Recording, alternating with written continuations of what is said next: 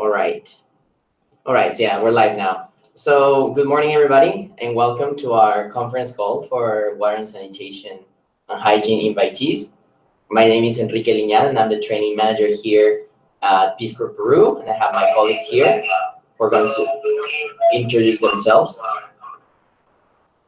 Hi, how are you? I'm Jorge Aguirre, WASH project manager. I am engineer and working with PC 11 years old. Hi everybody, my name is Maria Isabel Moreno. I'm the current program specialist and training, and yeah, I have 4 years work, but I have been working for years.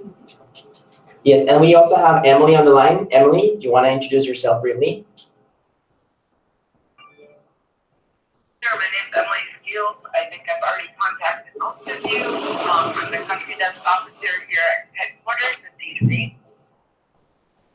All right, perfect. So we're going to get started. Thank you, Emily. We're going to get started with our agenda. We have some important messages that we wanted to share with you before your arrival. All right, so we're going to start with some information on Learning Space. All of you have been using Learning Space. So what I want to do right now is share. I'm going to share my screen here, and you guys can see our course on Learning Space.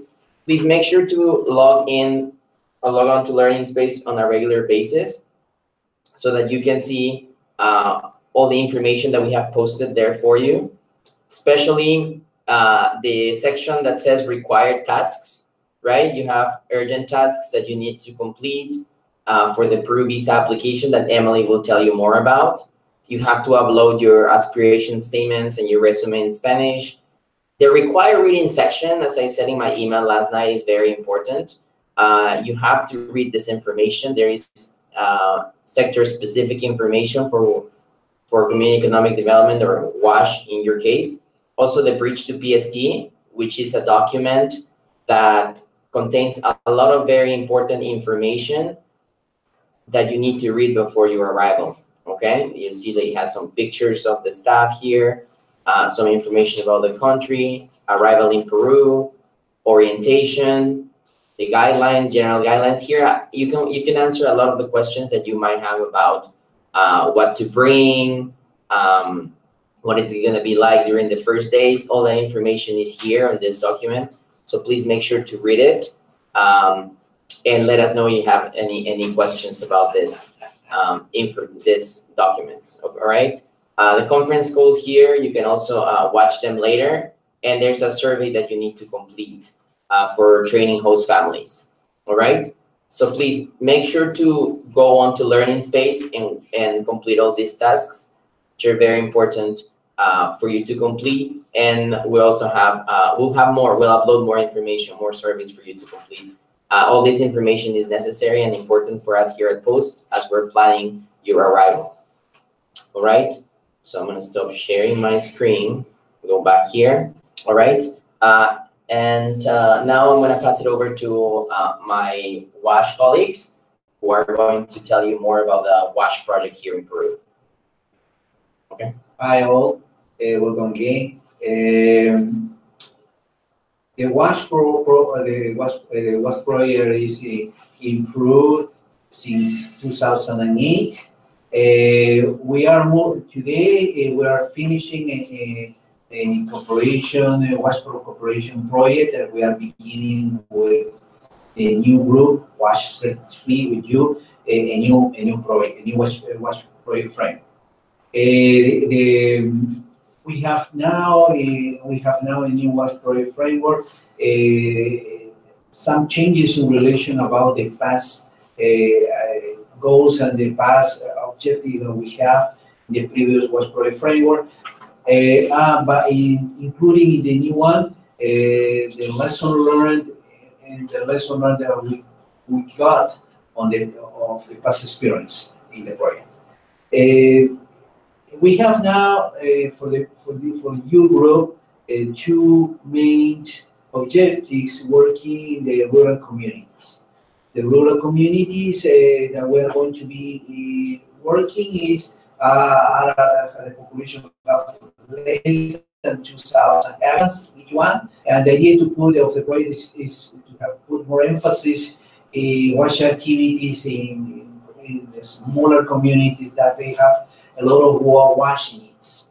In the project, we are going to put also in focus in improve the capacity of the capacity building of water and sanitation leaders to improve the water quality and adequate sanitation facility, one of the main objectives. Another objective is linked with the improve the capacity building of the water and sanitation committee members to properly management of water and sanitation services. And the third objective is to link with improve the capacity leaders to promote water and sanitation, water and sanitation education. As I mentioned, in the three objectives, the main focus of the WASH projects is linked with the capacity building. In many cases, we are referring to the WASH activities. Many people think that we are talking about construction, we are talking about infrastructure. But, however, this is one of the small steps that we try to encourage. The main goal, the main objective is put emphasis and focus on capacity building, training and education. This is our approach. You are agree with us that definitely if we get sustainable actions of the WASH activity, we need to put this emphasis for the working in the small rural communities. We're working in 5 regions, all located in northern zone of Peru. I expect that you are very happy to work with us. I don't know if you have some questions for us. All right, Marcelo, do you have anything else to add? Okay, I wanted to talk about the counterpart of the partners about the WASH program. You know, in Peru we have a lot of counterparts working in WASH, but for the WASH development facilitator, we are focused on working with local committee members and local community leaders. There are people that we're working in local, we don't have a specific technical backgrounds. It's important that the future trainees don't worry about technical details. It's just one. What are the regions? Do you want to mention the specific regions? Okay, in relation about the region that I mentioned, it's necessary to clear something. In the 5 regions, as I mentioned, all located in the northern zone of Peru, the region are Amazonas region, no is Amazon River, it's Amazonas region. Mostly rainforest. Cajamarca region, highland areas. La Libertad, we are going to assign volunteers the coast in the highland. Ancash region, Junín, highland and rainforest, and Pasco, mainly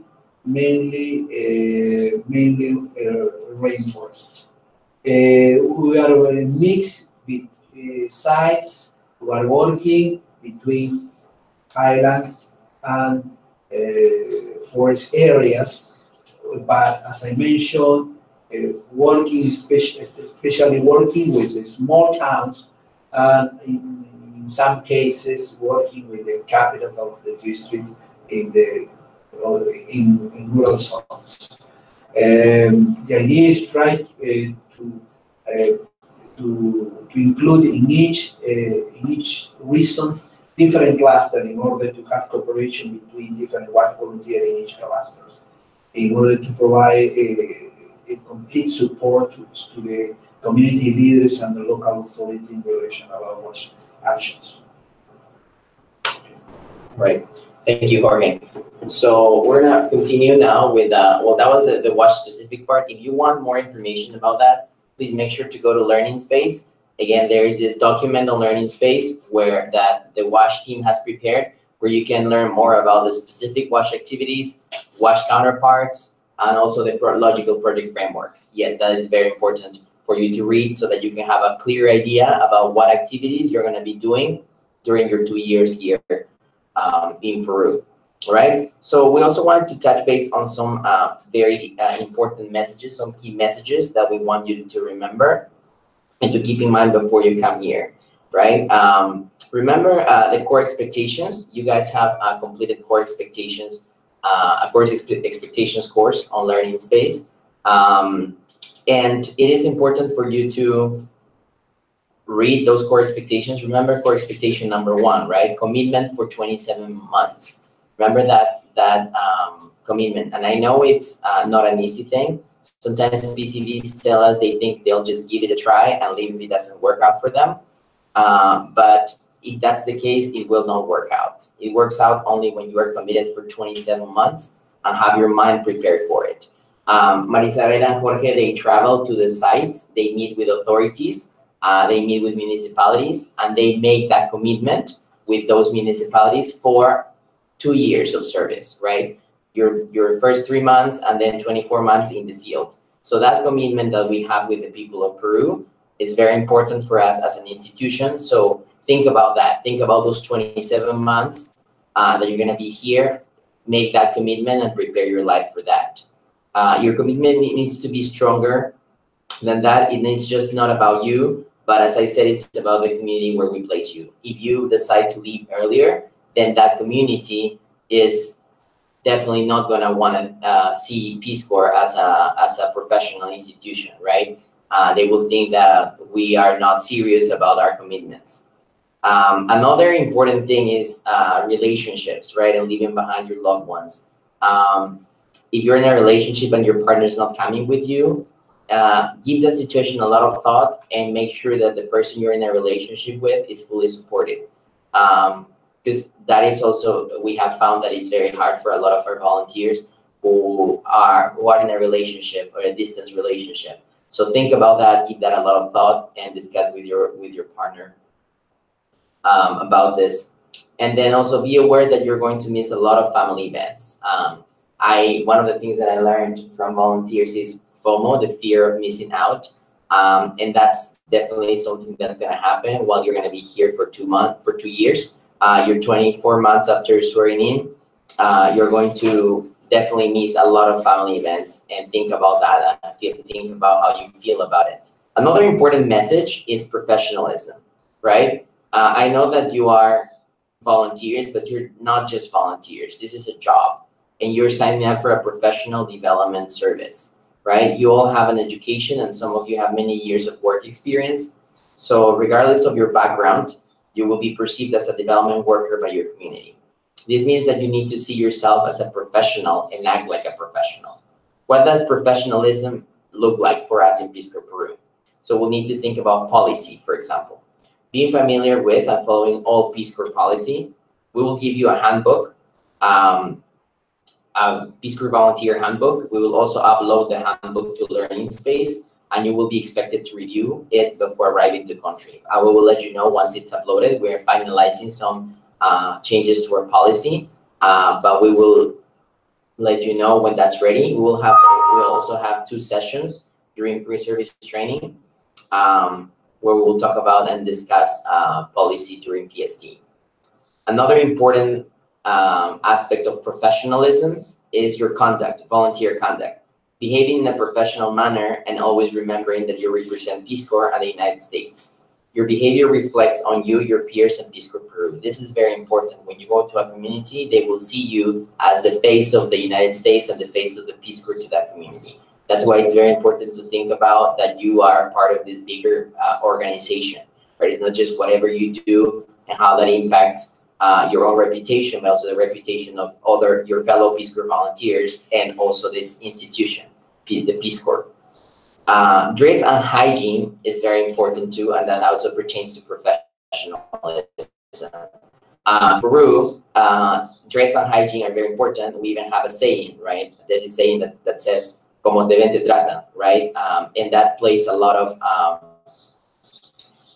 big importance on how people are seen and are treated. So you are not, remember that you will be attending meetings in local government, offices, schools, and other professional settings. So you need to dress accordingly. During pre-service training at the training center, you will be expected to dress professionally every day, right? I will be there. Isabel and Jorge will also be there. But I will be the one telling you guys if your attire is not professional. I'll be telling you even maybe to go back home and change because we want to make sure that you get used to the professional standards of Peruvians working in municipalities, because that's where WASH volunteers will be working mostly, right? While at home or walking around the community on your own, you can dress more casually, however, always following culturally appropriate norms. If you're participating in an outdoor activity that requires manual labor, for example, working on a water system, you can change dress accordingly.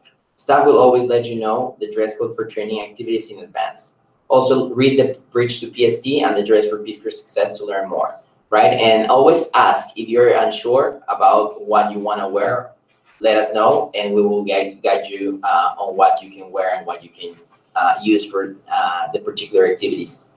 Also, communication. That's also another important message. When you arrive in Peru, you will need to start adapting to Lexa's access to communication, including cell phone and Wi-Fi access. That has been a big problem or issue or challenge with our volunteers and trainees, because they were used to, especially now, right, that we have smartphones and like it's so easy to contact people and to be in touch with them. It is hard for a lot of our trainees to not have that, right? So think about that too. Think about the fact that you're not gonna have a lot of access to calling your loved ones back in the United States.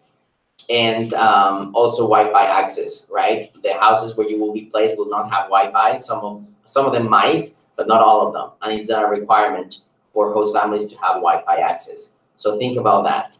And our advice is for you to get used to disconnecting, right? Remember that you're here to build relationships with Peruvians, and that requires interpersonal communication and interaction. And also cultural adaptation is a process and it takes time. And the more you invest time with your family, the better the relationships will be, right? We've seen volunteers that like to have one foot in the United States and one foot in Peru, and that's definitely not a good thing for integration. You need to disconnect and immerse yourself, right, as much as you can. Finding a balance is very important too. Manage your significant others and family expectations. They also need to adapt, right? I had experience of living in the United States, and it was hard for my family not to receive a call from me on a daily basis, right? A lot of times they expected me to do that, and I told them like it was hard. You know, it was hard for me to get up, give them a phone call. So I had to teach them and help them get used to me not contacting them on a daily basis or even on a weekly basis. So that's my advice to you, right? Teach your your families, teach your loved ones in the United States that you're not going to be able to communicate with them as often as you do right now. Also, in terms of integration, consider your training community your first site. Start the integration process on day one and develop the skills that you need to apply to your future community. Focus on your family as your primary support network and ask them questions, learn from them, and practice speaking Spanish. We have a community of families in the areas near Chaclacayo, where our training center is located. And our host families have a lot of experience, some of them are new, but all of them have the best intentions to live with US Americans, right? So use them as resources and make sure that you will see that your community of Chaclacayo is your first site.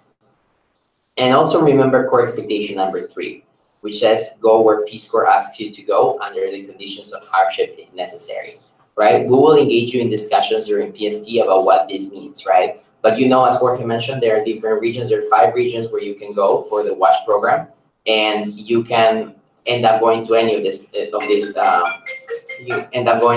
regions. So please make sure that you know that you could end up going to the highlands of Peru or to a coastal region, or maybe even a hotter site near the jungle, right? So we will definitely take different things into consideration, like the community needs, medical placement requirements. Maybe Jorge, you want to explain a little bit more about site assignment and what the factors are for assignments? Yes, thank you, Enrique.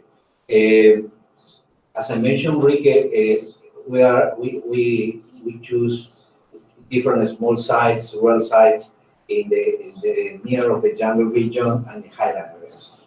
The idea with Marisabel is try to show with you at the beginning, which is your professional profile that you are coming, and we are trying to get a match your professional profiles, your interests, and also meet the community needs. We have two sides in the we're trying to have assignment. The first is, as I mentioned, professional profile, your interest, but in another side is community needs, which is the condition of each side in relation about the kind of activity that you are going to encourage. Some of you have more experience in relation about, for example, engineering. We have some, it's a small side that is possible to carry out with more emphasis in engineering, working in clusters, with another volunteer that have less experience in engineering, but have more experience in relation to working with people. That is key. We try to make a mixture in each zone, in each area, mixing the different experiences of the 3 or 4 volunteers, different experiences, and try to assign that group of WASH volunteers in that area. Marisabel and I and me, we are traveling in different zones, to different sites, in order to array each site, and also to know which is the community WASH needs. Which is also the preference in relation about what kind of WASH volunteer that we are going to expect to receive. This is in both sides when we try to have the side assignment. Thank you, Jorge. So yeah, there was this one question here about sites. So we just mentioned that yes, there are sites on the mountains, and there's also sites in the jungle area, like Amazonas region, which is not the Amazon, but it's called Amazonas. It's a region that combines highlands and also jungle, but it's like the start of the jungle. That's what we call it, ceja de selva, right? It's not like the hot weather like that you might think about the Amazon. Yes, jungle. that is not the plateau in the jungle. It's in the border between highland and the jungle. It's called, as mentioned, Enrique, ceja de selva. Right, thank you. So that's something important to remember. Yeah, but we do have sites in all different regions, right? Coastal, highlands, and ceja de selva. Okay, we will definitely give you more information about this when you get to post. Another important, there was another question about shoes. Yes, some hiking boots are necessary for WASH volunteers, especially since they have to climb up to the places where the water to inspect water systems. So yeah, definitely water boots are necessary. Hiking boots are necessary. It's necessary to mention that everybody is going to walk and climb. This is the most important message of the WASH team, because you need to walk to arrive in a small rural community near your site. You need to walk, you need to climb to arrive to the water springs, and to work with the community leaders in that area. So the reservoir is not located in the site. You need to climb to arrive that. In that scheme, we expect that everybody likes to climb and to walk. Yes, thank you, Jorge. Yes, definitely. That's something that all of our WASH volunteers and trainees will have to do. Another important, thank you for that. And another important part that I wanted to talk to you about is assessment during your first 3 months, right? You were invited to serve in Peace Corps, and Peace Corps Peru has a very specific set of competencies that we want our trainees and volunteers to have. And that's why during your first 3 months of service, you will be evaluated on these technical competencies, language competencies, intercultural competencies that we need you to achieve. There are 3 main areas where we will evaluate you. As I mentioned, technical, language, and intercultural, but also we will evaluate you on your ability to integrate into a Peruvian community, your ability to facilitate participatory community development, and also professionalism.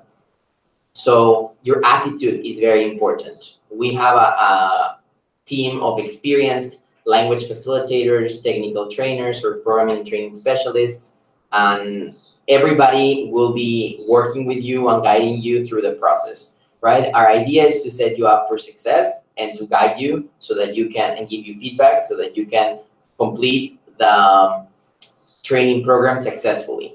Okay. However, we will have meetings with you, one-on-one meetings with staff to discuss trainees' progress, and we will make the decision about who qualifies for service at the end of the 3 months of pre-service training, right? So that's the biggest part of our pre-service training program, is making sure that our trainees are fit and qualified for Peace Corps service. The most important part of this is your attitude, right? So do not worry about your language skills right now, because you will have time to improve them, and also your technical skills. But if you have that attitude for service and that commitment, then we will work together to so that you can successfully complete the training program and that you qualify for service. We will give you more information about this during our first sessions in pre-service training, but I wanted you to think about that, okay? Keep that in mind. We do have an assessment process that has been in place for quite a few years here, and it has been very effective in helping our trainees and volunteers think about what skills and knowledge they need and what attitudes they need in order to be successful volunteers in the field. All right. So now I'm going to pass it over to Emily. Emily, are you on the line? Yes, so I did introduce myself sorry, Enrique. Go ahead. I introduced myself earlier that I'm Emily Skeels, the country desk officer, and I had emailed most of you back in December about passports and getting onto Learning Space, so I appreciate everyone getting onto Learning Space and starting to upload their resumes and their aspiration statements. Enrique has also uploaded the Bridge to PST, which is a really good document to give you an idea of service, so we recommend reading that as soon as possible. And I did want to also talk about some things about staging. So your staging will be in Philadelphia, and you can find some information on Learning Space. You should have gotten, everyone in this group should have gotten an email on Friday from staging to start booking your tickets from your home of record to Philadelphia. If someone didn't receive an email, if they can just send me an email so that I can follow up with staging so they do contact you. Peace Corps will be booking the flights for you from Philadelphia to Peru, so you don't have to worry about that. And I think most of you are aware that most of the staff at headquarters were furloughed. We were furloughed for about 5 weeks, so everyone's catching up on things, as well as the travel agent that works with us. But we should have those tickets ready within the next week. And please reach out to AdTrap if you haven't and you did receive the information from staging to start booking your flights.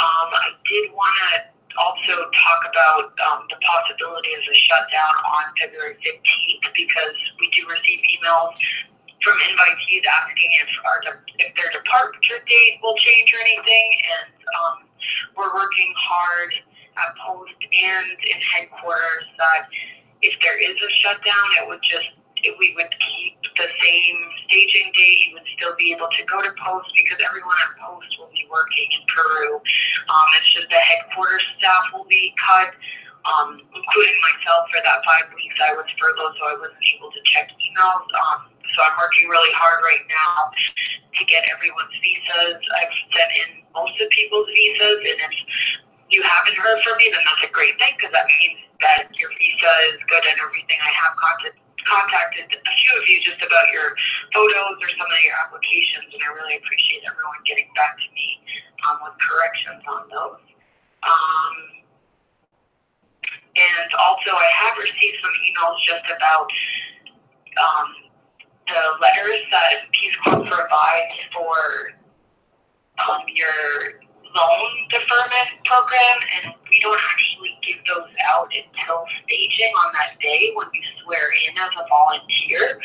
So part of your staging, when you do swear in, will be that loan deferment letter that we help you with. And as I mentioned, you can look on Learning Space, and it has the hours and everything of when staging will happen in Philadelphia. And staging should have sent everyone an email already, but please reach out to me if you did not receive an email from them. All right. Thank you. That's all for me. Just to clarify, swearing in happens after the 3 months of training, right? You enter on duty. Oh, I'm so sorry. So you're swearing in as a trainee. Yes. Right. You enter on duty as a trainee at staging, and you swear in as a volunteer after the 3 months of pre-service training. Yes, thank you. Appreciate for clarifying that. All right. Thank you, Emily. Okay, and then I just wanted to give you some last messages about airport arrival. As Emily mentioned, she's the one who will be with you at staging. She'll be facilitating some of the sessions with a facilitator, and she will be helping you through that process through your staging. And then you will arrive here in Peru, right? As Emily said, there will be a flight from, you will be arriving here at the Lima airport, and we will be there welcoming you at the airport, right? The team here will be going there, but we have requested access to go to the gate where you arrive before you go through migrations. And I will be there with our country director, Tembi Caprio. You can look at the bridge to PST to see a photo of Tembi there. And we will have a Peace Corps sign, and we will gather briefly there to give you some instructions before you go through migrations. And then we will proceed out to get your bags and take you to the buses that will take you to the retreat center where you will spend the first night, right? So please remember to pack one bag only for one night, because your bags will go directly to our training center. You won't have access to your bags the first night. You will have to bring a backpack with necessary staff for one night, okay? All that information is also on the bridge to PST. If you have more questions, please let us know, right? Okay, so now we're gonna have take questions from our trainees on the conference call line or through the live chat. I have a question here. This is for you, Emily.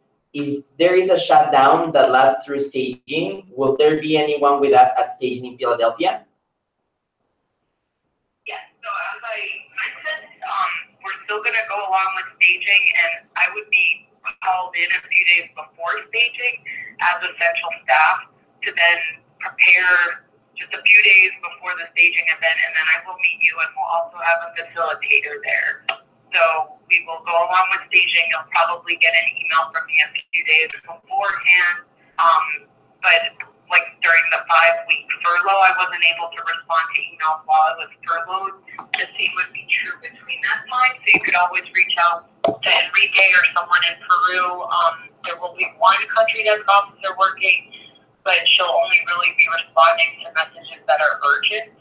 But her contact info will be on my email if that does happen. My out-of-office email, so you can be sure. Right, thank you, Emily. Anybody else on the conference call line who has a question, please unmute your mic and let us know what your question is.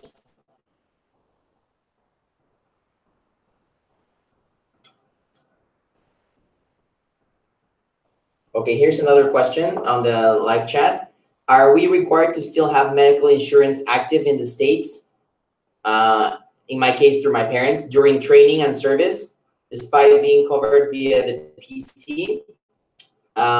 So no, the answer to that is no, right? Once you enter on duty, Peace Corps will take care of all your medical, your PCMOs, your doctors will send you a video about that. The doctors are putting together a video and they will give you more information about that. But yeah, Peace Corps will cover all your medical expenses here in Peru. And if it's necessary, if there is something that happens that cannot be treated here, Peace Corps will send you back to the United States for treatment, and then they will we will bring you back to post. So Peace Corps covers everything, all the expenses during once you enter on duty. The moment you enter on duty at staging, you get covered by Peace Corps. This is a question for you, Emily. The question is, will we receive documentation of health coverage at staging as well? At staging, you do not receive documentation of health coverage because you're swearing in as a trainee, and so you are now a trainee, and you're just covered by Peace Corps. You'll see when you get to country that we have medical staff at Peace Corps Peru that can see all volunteers and all trainees that have issues. Yes, and during your first day here, you arrive on the 13th. On the 14th, we have sessions. You have one session with your doctors, and they will give you a set of forms and documents that you'll have to fill out and sign. And they will explain more about your health coverage. Okay, so that will happen on the 14th once you're here at post in country. Any other questions?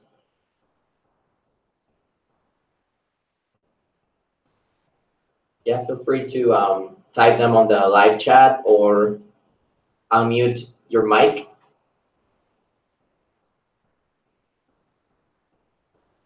All right.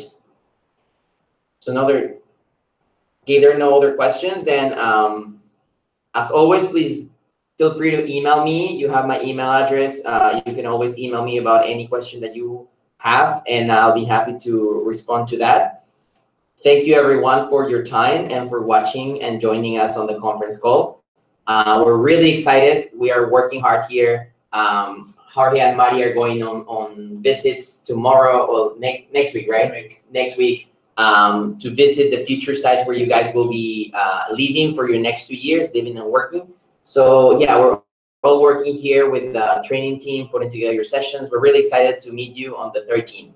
All right. So thank you, everyone. Nos vemos. Thank you. Bye.